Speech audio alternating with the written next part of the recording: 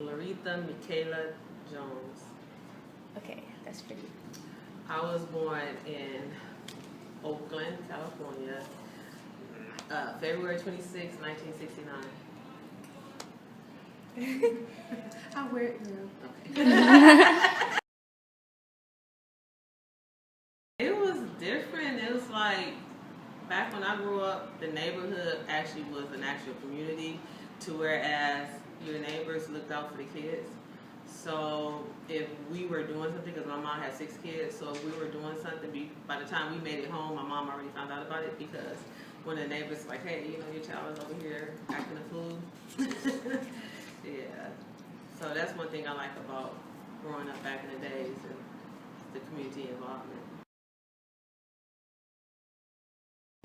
I have 5 siblings. I have 3 sisters and 2 brothers. I'm the youngest.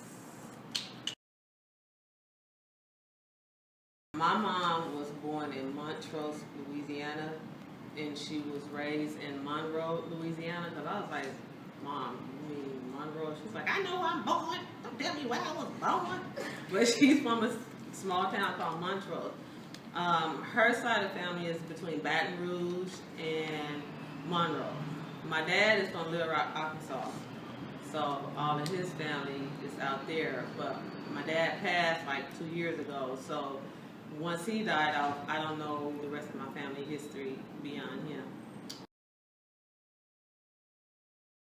For me, when I attended Chabot College, I was a part of this program geared for African American students called Daraja, and it was an accelerated program, which I highly recommend for anybody that's not prepared and ready to go to a university, to go to a community college. Chabot College offers that, and what it does, it navigates you through all your English and your math and all your basic courses quickly.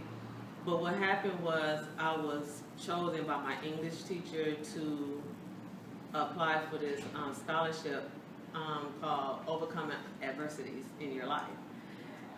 You know, first of all, my English is not that crisp, whatever. So anyway, when I did my essay, she helped me to correct it, and I asked her how many other people were competing, and she didn't tell me because she didn't want me to freak out. So I just, you know, told what I went through in my life and my struggles in order to get back to going to college, because basically what happened was I got pregnant right when I was entering into my college years, and I didn't have a babysitter. You know, I was struggling. I was out there on my own, trying to go to college, trying to work like 2 jobs and whatnot. Again, the scholarship that I applied for is called Overcoming Adversities, and again, you know, I started in my college year with my son, and I was taking him back and forth to school with me to college because I couldn't afford a babysitter. So even though, you know, I was determined to finish college, it got to a point where I had to wind up dropping out of college because I didn't have a babysitter, and he got too old for me to take him to class. So what eventually happened was, once I dropped out of college, you know, I wound up having more kids. So then I waited like 13 years later to go back to college, and by that time I had a full-time job. I was working, getting off at 2, 3 o'clock in the morning, getting off from work, trying to get the kids, get them ready for the child care, and go to college. So the scholarship that I applied for, I found out that I won that scholarship, and I was competing against 600 other people.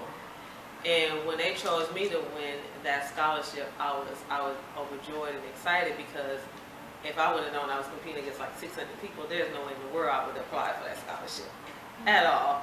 Another one is, you know, having my kids. You know, I'm a single parent. I was married.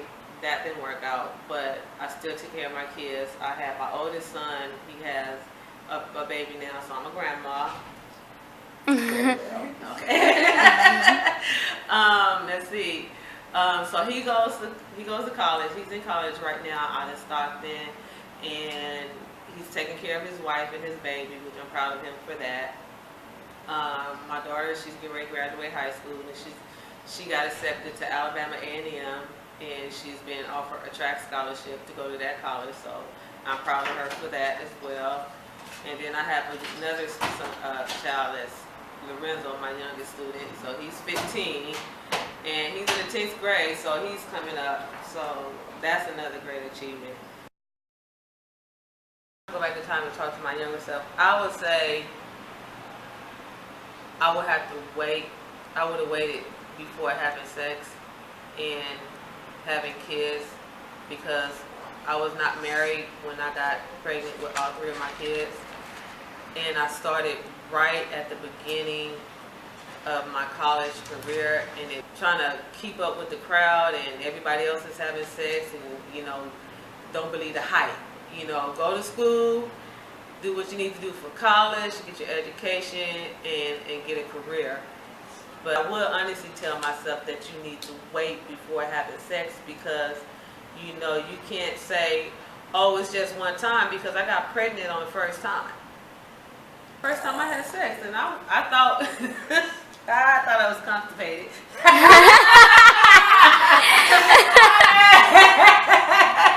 I ain't gonna lie.